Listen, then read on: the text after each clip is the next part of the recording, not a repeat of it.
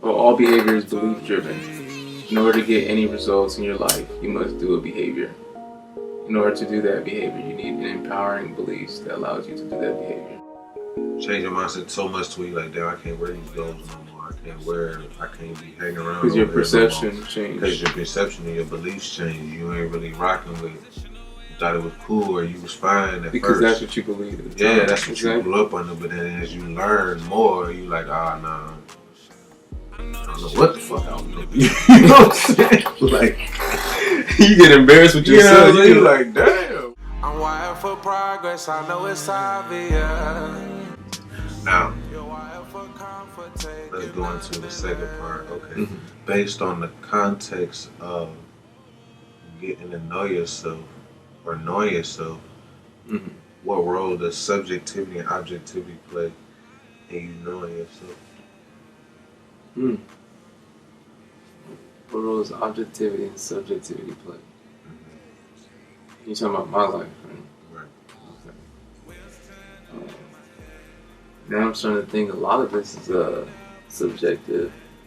Like the way you perceive things kind of like paints the picture of your life.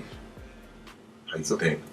Yeah, how you think. Individually. Yeah, as you think as an individual, you your perception on life is what, basically it's everything, because if your perception on life changes, you can determine whether or not your life is filled with joy and happiness or not, because it's completely up to you. Right. So instead of, if you're the one like me, you're the one in charge. So if you say, oh, I gotta get this and I gotta get that, and if I don't have this, I'm not gonna be happy, then that's what it's gonna be. And that's exactly what it's gonna be. It is what it is. This is how two people can have a radically different experience of the exact same thing. Example: imagine two people, we will say John and Elizabeth, are on a walk, and it suddenly begins to rain. John looks up at the sky and curses the rain as he shakes his fist at the clouds. "No, it's raining," he says. As John curses the sky, Elizabeth takes off running and jumps in puddle after puddle, throws her hands up in the air and yells, "Yes, it's raining." You see, objectively, it is raining. Nothing more or nothing less. The rain will continue coming down regardless of how either John or Elizabeth feel about it. And it would have rained whether they were there to experience it or not. It exists independently, outside of their perception of it. The fact that it is raining is wholly objective. It is not what you look at that matters. It is what you see. How John and Elizabeth feel about the rain exists solely in their mind and nowhere else. Their subjective experience of the rain is fully based on or influenced by personal feelings or opinions they have gathered from their past experiences. What if John is an avid golfer? If he likes to play golf daily, there is no wonder why the rain is a negative thing to him, because his hobby is interrupted by it. In his mind, he has labeled the rain a barrier that stands between him and what he wants to be doing during that time.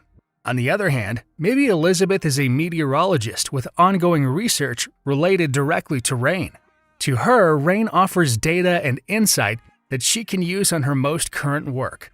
When she sees rain, she sees opportunity. But when John sees rain, he sees opportunity being taken away. So just as John has his reasons to despise the rain, Elizabeth has her reasons to adore it. But in either case, rain is just rain. So if you look at life as like, oh, I have all these things, just like how somebody can come from a third world country to America and be like, oh my God. Their perspective. Exactly. They came from shit. You guys got air conditioning. You guys got like, damn. Your water works and still. Y'all got public. Until y'all got assistants.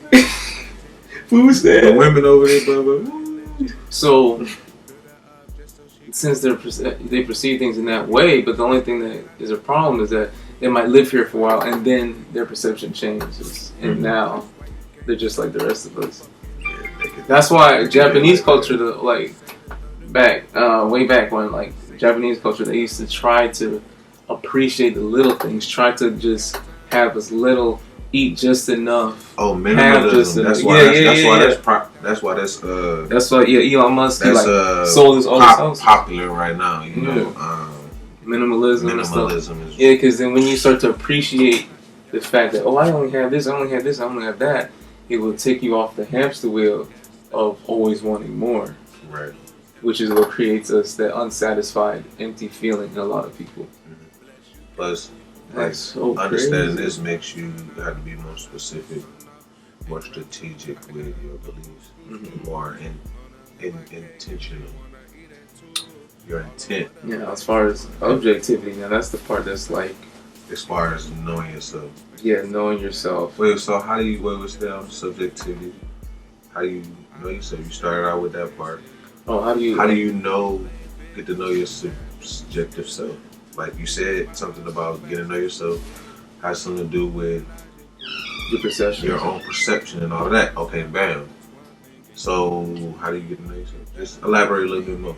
So if everything's about the way you perceive things, the best way to get to know yourself is to Like make sure that your perception is actually what you want it to be, what you desire. You might not be aware that it's all about your perception. That's how you get to know yourself, or that's how you manifest.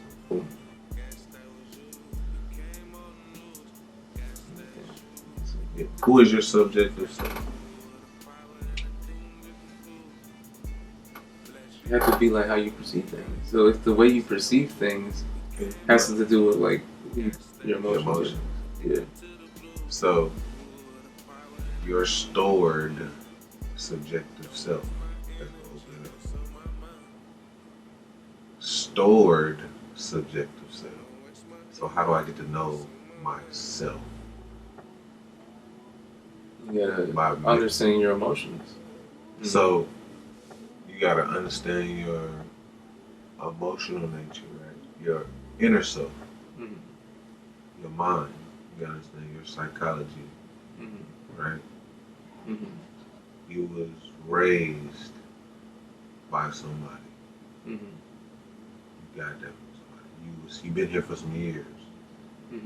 So you became your subjective self based on whoever put something in you as a blank slate when you were coming up, as well as your own experiences and what you chose to believe and not believe. So what you was told to believe and you believed it because you was told to believe it, that makes you operate like you do or makes your life play out, you know what I'm saying, like it do. Although I must trace to my mother's influence, whatever inventiveness I possess, the training she gave me must have been helpful. It comprised all sorts of exercises, as guessing one another's thoughts, discovering the defects of some former expression, repeating long sentences, or performing mental calculations. These daily lessons were intended to strengthen memory and reason, and especially to develop the critical sense, and were undoubtedly very beneficial. One of the best ways I ever discovered for improving my visualization skills was to simply sit in meditation and visualize a series of third-dimensional geometric shapes rotating in the mind space in front of me. For example, I would visualize a translucent electric blue pyramid, and I would look at it from all angles. I was able to see through it and see the structure and changing perspective of its angles. When I had done that for a few minutes, I would then introduce an orange sphere inside the pyramid and try and hold those two images. I might replace the sphere with a pink diamond and then place a third figure into the picture, like a small yellow cube inside the pink diamond or orange sphere. Maintaining three geometric shapes of different colors is hard to do for any length of time. Indeed, to begin with, you will struggle with one object.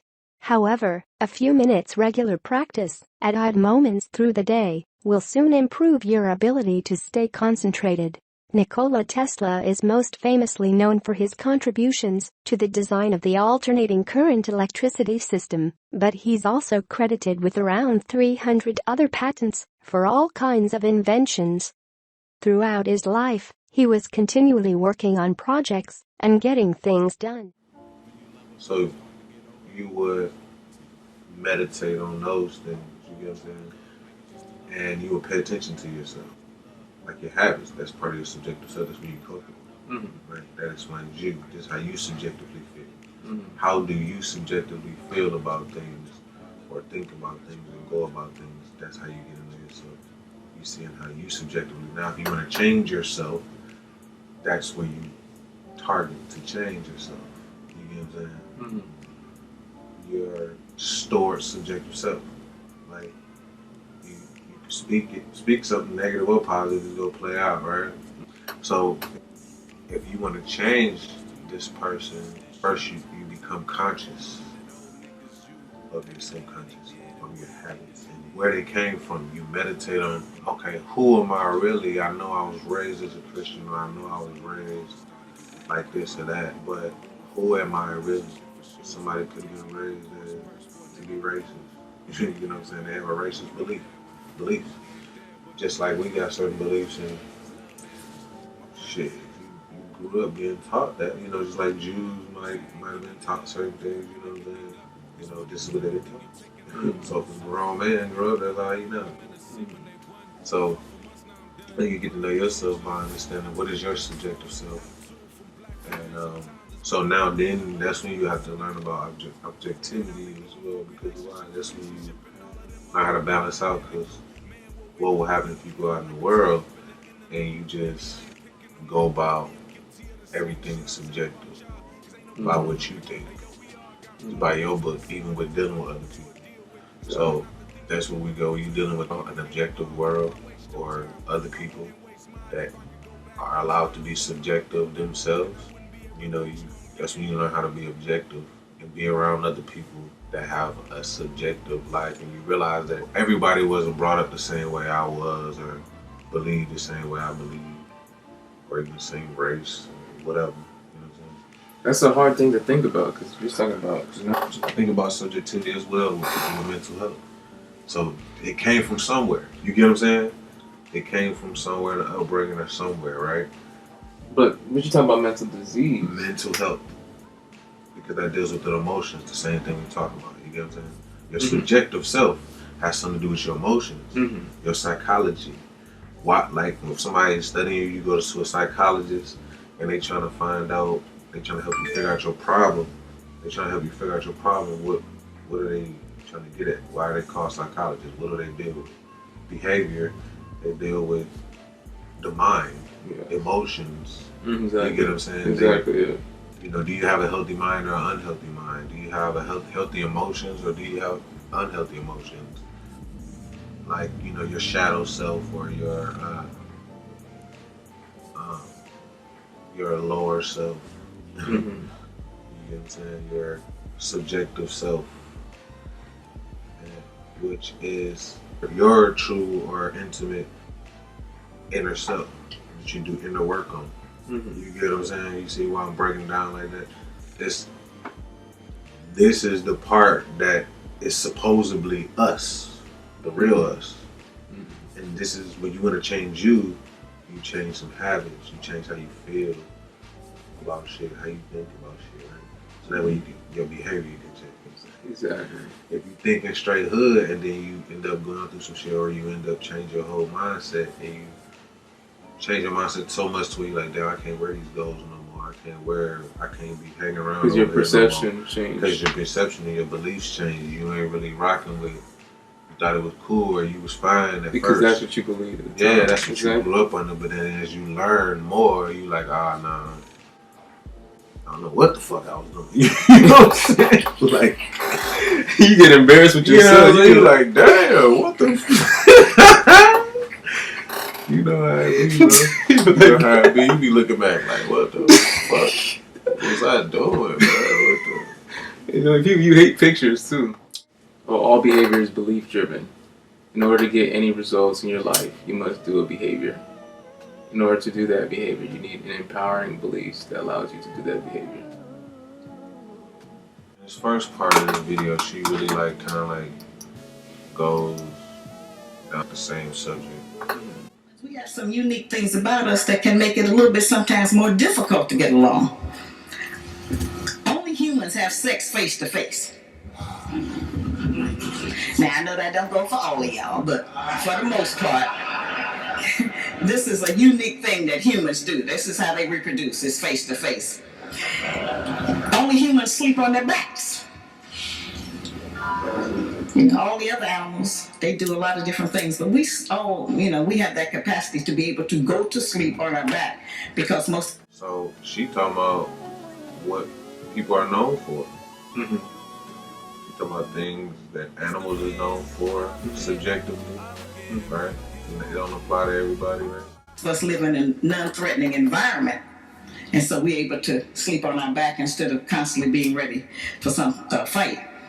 And our brains are 80% water. 80% water.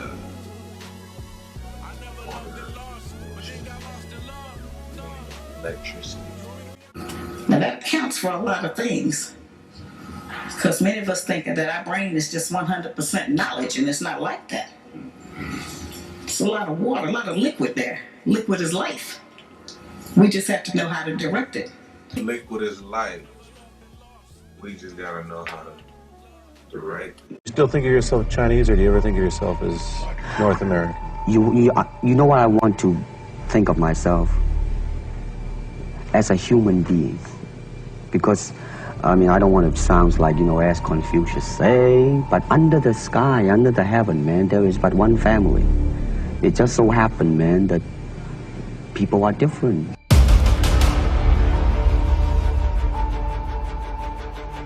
I said, empty your mind. Be formless, shapeless, like water. Now you put water into a cup, it becomes the cup. You put water into a bottle, it becomes the bottle. You put it in a teapot, it becomes the teapot. Now water can flow, or it can crash. Be water, my friend. Liquid is life. We just have to know how to direct it. The brain is not telling us what to do. We are telling the brain what to do. What is the brain again? Water. 80% water. Emotion. 80% water is the emotions, right? Yeah. Same thing, right? Yeah. The mind, same thing, same mind, right? Related to my left brain, right brain, the masculine, feminine, you get all that shit. But we are telling the mind what to do. Our masculine part is telling the mind what to do, right? So whether it's something good or bad, like we were just talking about. Brain is not telling us what to do. We are telling the brain what to do, and it will support any idea we come up with. Oh, I'm broke. Oh, I always say attitude is everything, right? We just have to know how to direct it. The brain is not telling us what to do. We are telling the brain what to do, and it will support any idea we come up with. And the best example that I can always think of is that if you see a person who has decided that they are gay. Now, some of the people that decide that they're gay, they go and take hormones so that they can grow hair on their face like a dude, or they get shots so they can grow breasts and everything. And then some people just take on a new idea. And then their whole body, their whole swagger starts to conform to that idea. And we see it right in front of our faces. What is your body connected to? What is your emotion? What is this behavior that you do when you get triggered? Because your emotions is What are you doing when you taking action on something? You ain't taking action on it, you ain't got the emotions to do it. If you depressed or you don't feel like doing something, you're not gonna do it unless you decide to do it, either you don't feel like it or you got, you know what I'm saying? Or you readjust your feelings so that way you can go do it. I'm thinking about water now, like that's how water would make you like, what the fuck? Like you get hot and like your temperature change, everything. Like, and you remember Bruce Lee was talking about like be water, my friend. If the water becomes the cup, exactly. And like crazy. So you might be like, damn, what the fuck, you nigga focus on water and shit. He doing all this fighting, breaking niggas' arms and shit. Nigga talking about the water and shit. Yeah, man, like you got the moon. It affects the water. You got the woman on the whole cycle with the moon. Just like the sun affects it. Life and energy. We say, Dad, last time I seen her, she was a chick, now she a stone dude. She didn't have no surgery. She didn't take no hormone shots. It's just whatever idea you get, it'll start to manifest itself. That's how powerful your brain is. It'll get with whatever your idea is. We seen dudes and say, boy, he sure look like a thug.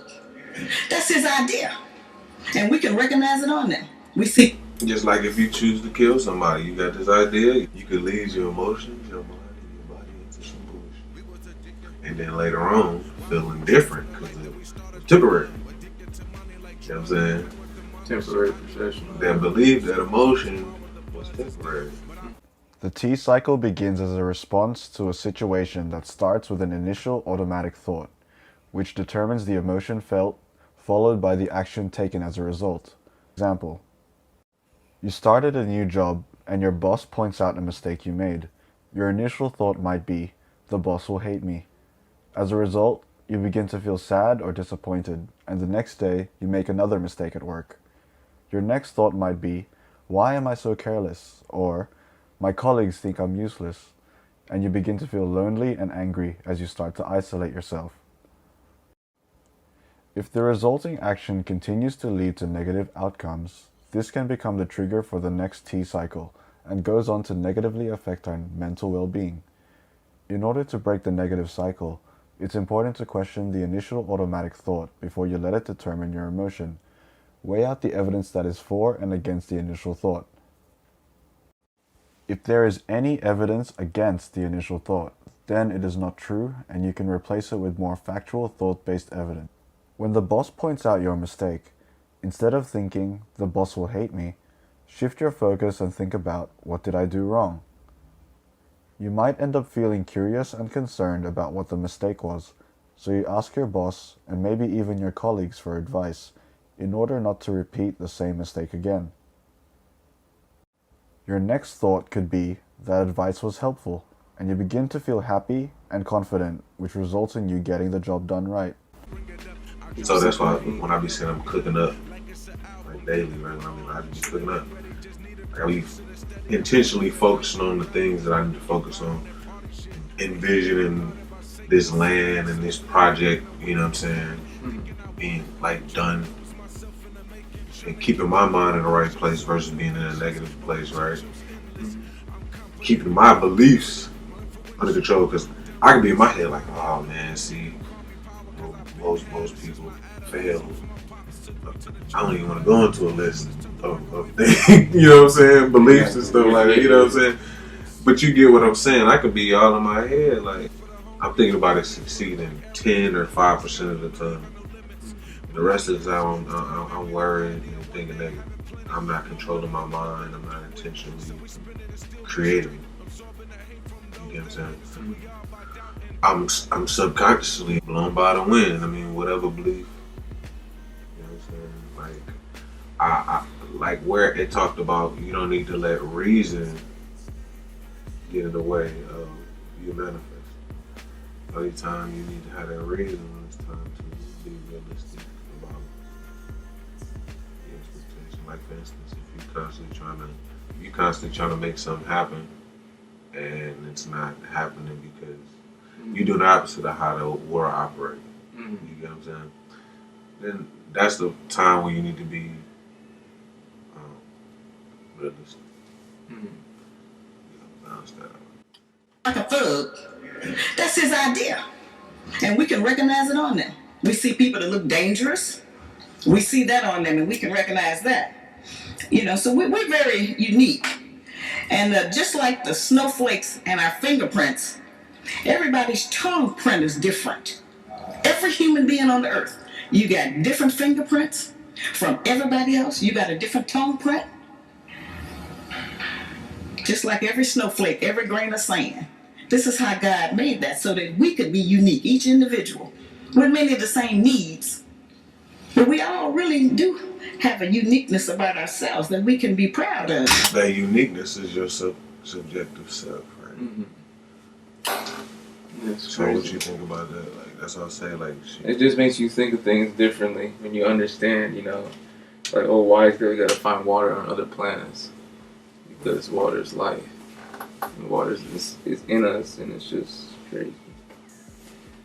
It's like, but it's almost like the beginning, like you have to dive so deep into this, like to really get a full understanding of it. Yeah.